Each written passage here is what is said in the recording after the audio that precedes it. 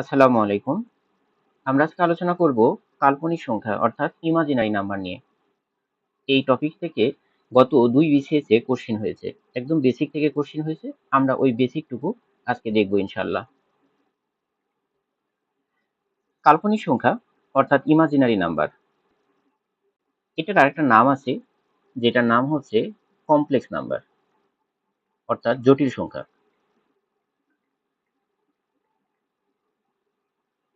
জটিল সংখ্যা। তো এটাকে আমরা সাধারণত আই দ্বারা প্রকাশ করি। স্মল লেটারের আই দ্বারা প্রকাশ করি। এটাকে বলা হয় ইমাজিনারি ইউনিট। এখানে বলা হয় ইমাজিনারি ইউনিট। তাহলে কাল্পনিক সংখ্যা কাকে বলে? এটা আমাদের আগে জানতে হবে। কাল্পনিক সংখ্যা হচ্ছে কোনো ঋণাত্মক সংখ্যার উপরে যদি আমরা বর্গমূল করি। আমরা ধনাত্মক সংখ্যার উপরে বর্গমূল দেখেছি, সেগুলোকে আমরা বাস্তব সংখ্যা বলি। তাহলে ঋণাত্মক সংখ্যার উপরে যখন আমরা বর্গমূল করি তখন তাকে আমরা কাল্পনিক সংখ্যা বলি। অর্থাৎ যদি -1 এর উপরে যদি আমরা বর্গমূল করি তাহলে এইটাকে আমরা বলি হচ্ছে কাল্পনিক সংখ্যা বা ইমাজিনারি নাম্বার। আর এটাকে আমরা আই দ্বারা প্রকাশ করি। এটা আমাদের মনে রাখতে হবে। তাহলে i = √(-1) এটাকে বলা হয় ইমাজিনারি ইউনিট আর i = √(-1) এখন যদি আমরা দুই পক্ষকে বর্গ করে ফেলি তাহলে আমরা পাবো এরকম যে i² = -1। দুই পাশে বর্গ করলে আমরা পাবো হচ্ছে i² = -1 এবং আমরা যদি মাইনাসটাকে এপাশে দিই তাহলে এইভাবে লেখা যায় যে 1 = -i²। এইভাবেও করা যেতে পারে। তো তাহলে আমরা একটা জায়গা থেকে আসলাম i = √(-1) এখন আমরা দেখব যদি i এর উপরে কিউব দিই তাহলে আমাদের কি হয়। আচ্ছা, এটাকে আমরা এইভাবে লিখতে পারি i এর উপর কিউব মানে i² * i। তাহলে i² * i মানে i³ আমরা জানলাম যে i² = কত? -1 * i। তাহলে -1 এবং i গুণ করলে -i অর্থাৎ i³ আমরা লিখতে পারি -i। এটা একটা ফর্মুলা। আবার i⁴ যদি আমরা লিখি তাহলে আমরা কি করতে পারবো? তাহলে আমরা i² i² লিখতে পারি। তাহলে 2 2 4 হয়ে যায়। তাহলে i² = কত? -1 * -1। তাহলে -1 * -1 মানে 1 অর্থাৎ i⁴ 1। আমরা এই কয়টা জিনিস আমরা মাথায় রাখবো।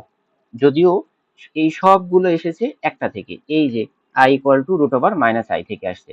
আমরা এগুলো মনে রাখবো যাতে করে আমাদেরকে অঙ্ক করতে সুবিধা হয়। তাহলে আমাদেরকে দিবে কিভাবে? যে বলবে যে i⁴ 13 = কত? তাহলে আমরা কি করব? আমরা সহজ একটা উপায় করব। যে পাওয়ারই থাকুক না কেন আমরা 4 এর গুণিতক হয়ে কত কাছাকাছি যাওয়া যায় সেটা দেখব। অর্থাৎ 4 দ্বারা ভাগ করব। মানে 13 এখানটাতে 13 আছে তাহলে আমরা কি করব? 4 × 3 মানে 3 4 এ 12 যোগ 1। আমি এটা বোঝানোর খাতিরে বললাম।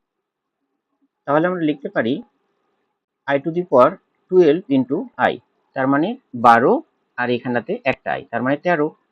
তাহলে আমরা কি করতে পারি? i⁴ 4 এর উপরে আমরা 3 দিতে পারি। আমরা জানি পাওয়ারে পরে গুণ হয় তাহলে 3 4 এ 12 আর এখানটাতে i হয়। তাহলে i⁴ মানে কত? আমরা জানি 1। i⁴ মানে 1। 1 এর উপরে কিউব * i। 1 এর উপর কিউব মানে 1 আর এখানটাতে i। তার মানে i⁴ 13 = কত? i। আমরা এইভাবে সমাধান করতে পারি। আমরা আরেকটা উদাহরণ নিই যে i⁴ যদি আমরা 19 করি তাহলে আমরা কি করব?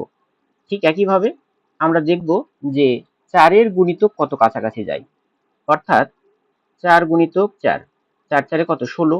তাহলে এখানে 19 আছে তাহলে আমাদের লাগবে কত? 3।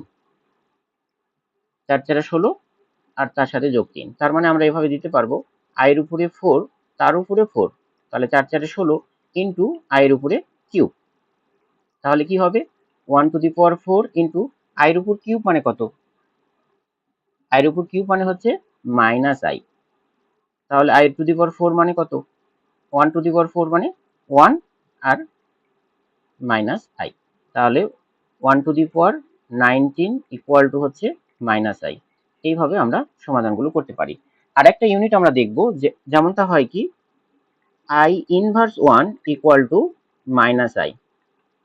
এটা আমাদের মনে রাখতে হবে। কিভাবে হলো আমরা এটা দেখি। আই ইনভার্স 1 ইকুয়াল টু কত? 1/i। আচ্ছা, আর 1 ইকুয়াল টু কত? আমরা এখানটাতে আগে দেখেছিলাম যে এখানে একটু দেখে আসি। এই যে 1 ইকুয়াল টু 1 ইকুয়াল টু কত আমরা লিখতে পারি? 1 equal to minus I square. এই যে 1 equal to minus I square. তাহলে আমরা এখানটাতে কি করব? 1 এর জায়গাতে minus I square divided I দিব। তাহলে উপরে দুইটা আই থেকে একটা আই বাদ চলে যাবে। তাহলে থাকে হচ্ছে মাইনাস আই। অর্থাৎ আই ইনভার্স 1 ইকুয়াল টু কত? Minus I. এটা আমাদের মনে রাখতে হবে। এই কয়টা জিনিস আমরা যদি মনে রাখতে পারি, ইনশাআল্লাহ এখান থেকে যে এমসিকিউ গুলো আসে সেগুলো আমরা ইজিলি সলভ করতে পারবো। আমরা কিছু উদাহরণ দেখব, তাহলে আমরা এই বিষয়টা আরো পরিষ্কার হয়ে যাব। এখানে প্রথম এমসিকিউ বলেছে নিচের কোনটি অবাস্তব সংখ্যা নয়, তার মানে বাস্তব সংখ্যা। আচ্ছা, আমরা দেখি। বাস্তব সংখ্যা নয় অর্থাৎ অবাস্তব সংখ্যা। এখানে i⁴ 16 মানে কত? 4 মাইনাস 7, এটা অবশ্যই বাস্তব সংখ্যা। 0 তো বাস্তব সংখ্যা। এই যে -9 এর উপরে রুট ওভার আছে, তার মানে এটা হচ্ছে অবাস্তব সংখ্যা।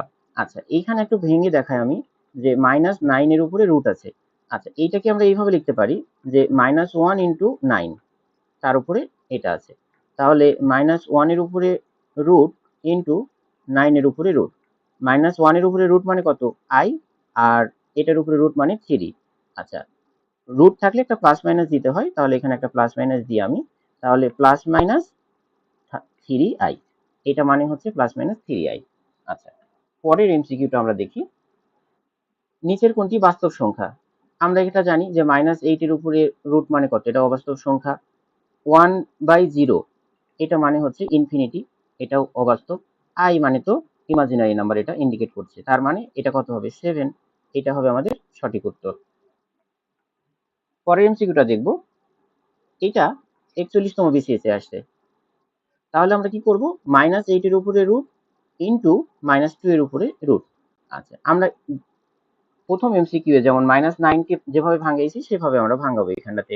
-8 এর উপরে রুট ইন্টু -2 এর উপরে রুট। আচ্ছা, -8 1 ইন্টু 8, তার উপরে রুট, -1 এর উপরে রুট ইন্টু 2। আচ্ছা, আমরা কি করতে পারি? -1 এর উপরে রুট ইন্টু 8 এর উপরে রুট ইন্টু -1 এর উপরে রুট ইন্টু 2 এর উপরে রুট। তাহলে -1 এর উপরে রুট মানে i ইন্টু 8 এর উপরে রুট ইন্টু এইটা একটু i ইন্টু √2। i আর i গুণ করলে কত হয়? i স্কোয়ার ইন্টু এখানটাতে 8 √2 গুণ করলে হয় কত? 16 রুট। তাহলে i স্কোয়ার ইকুয়াল টু কত? -1 ইন্টু 4, অতএব ইকুয়াল টু -4। আমাদের উত্তর হবে -4। আমি এটা ডিটেলসে করালাম এই জন্যই যে যাতে করে আমরা বুঝতে পারি আর কি। কিন্তু আমরা পরীক্ষাতে এরকম না করলে হবে, আমরা ইজিলি এখান থেকে বলতে পারবো যে এটা ইকুয়াল টু -√8 ইন্টু i⁴ এরকম ভাবে লিখতে পারি। তখন আমরা i square into 16 equal to -1 into 4, তখন -4। আমরা এভাবে ইজিলি ছোট করে করতে পারবো। আমি বোঝানোর খাতিরে বড় করে করলাম। পরের এমসিকিউ।